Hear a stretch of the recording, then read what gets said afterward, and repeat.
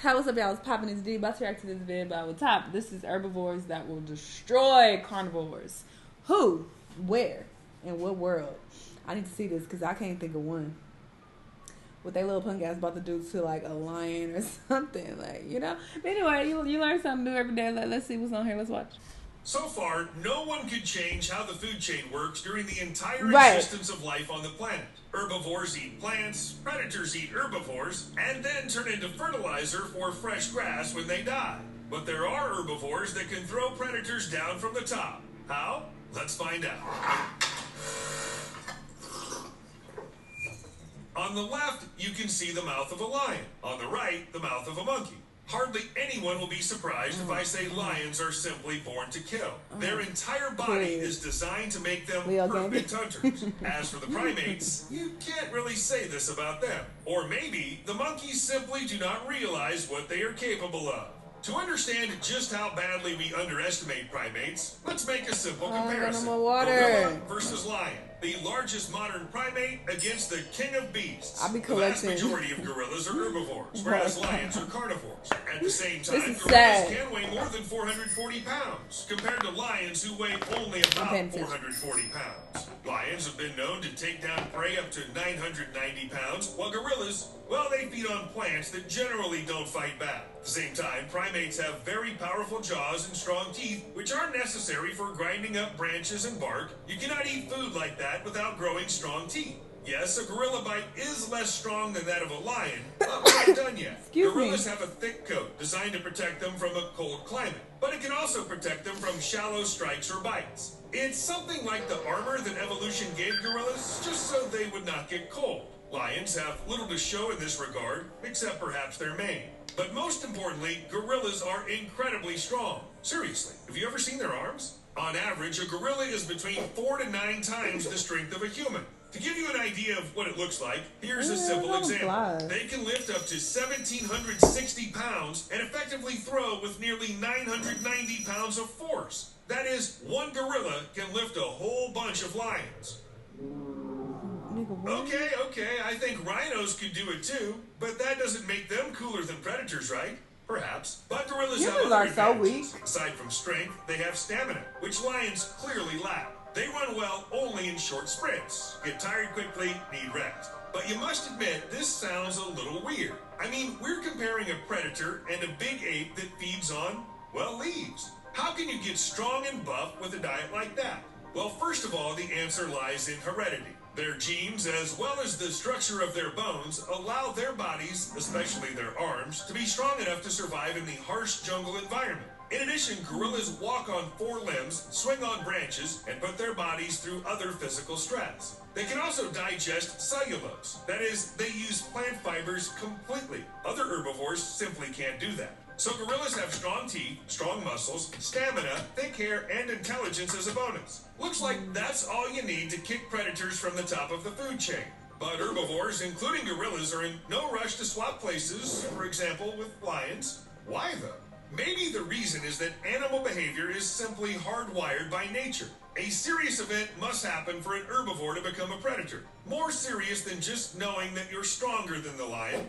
Hey, here's a simple example. According to evolutionary psychology, for a while, early animals that inhabited our planet did not have time to respond to all threats in time. To prevent them from dying out, nature gave them the opportunity to flee without thinking about it. It kind of added a basic function.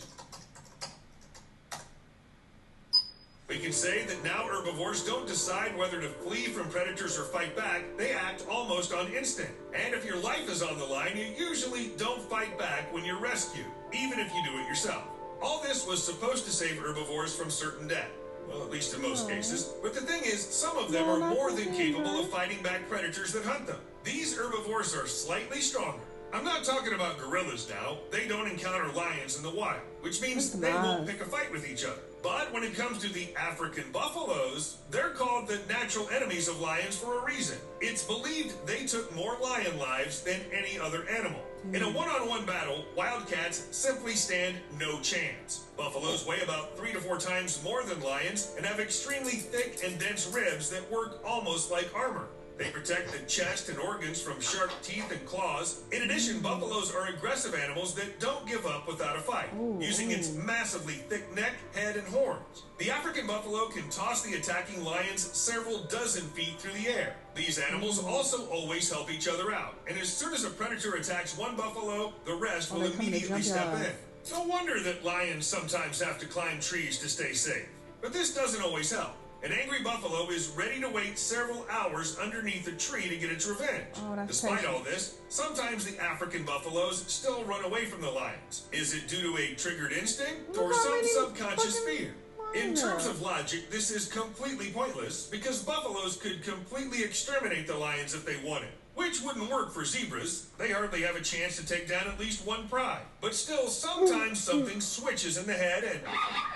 Okay, zebras are a different story. But I wasn't kidding. If buffaloes realized how much stronger they are than the predators attacking them and joined forces, the lions would not survive this war. See for yourself. Today there are about 500,000 buffaloes and only about 20,000 lions in Africa. Given that predators can only kill one buffalo if they attack together, they stand no chance. It's a guaranteed extinction. What happens if the buffaloes win? Let's say they got rid of all the predators that could possibly harm them. Will their life become like heaven? Well, not really. Basically, buffaloes for the plants are like lions. That is, while the herbivores were busy fighting the predators, the plants fought the herbivores. The buffalo might share the same fate as lions. You just have to wait. Plants have come a long way to become as diverse as they are today. To be honest, at first they all looked like moss. See, it's an oak tree. And this is a pine tree. And that's a baobab. But over time, plants, like everything else on this planet, went through changes. There are several theories why this happened. Many studies confirm plants struggled with each other. In order to get more light, they grew upwards. To extract useful substances from the earth, they grew roots. However, there is another theory which also makes sense. The plants have become taller and stronger to avoid being eaten. Let me give you a simple example. If you're a thin, young tree, there's a high chance that some deer will stumble upon you and gnaw off all the leaves, and even break the trunk. It's hardly pleasant. But this same deer could hardly handle a huge oak tree. He just won't reach the ground. I wouldn't be surprised to find out that trees that grew during the time of the dinosaurs did that. Giant sequoias can grow up to 330 feet tall. It's possible they've grown so tall to stay safe from dinosaurs. And most likely, they achieved their goal. Argentinosaurus is considered one of the largest ancient dinosaurs which remains have been discovered. According to some estimates, its length could reach 130 feet. But even if this giant stood on its tail, it still wouldn't reach the top of a huge tree. Score 1 for the plants and 0 for the animals. And by the way, dinosaurs went extinct. Well, sequoias are still there.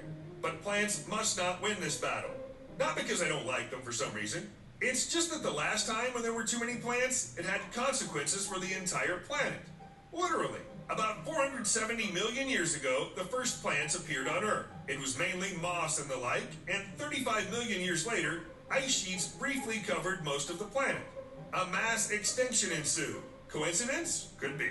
But then carbon dioxide levels probably fell sharply.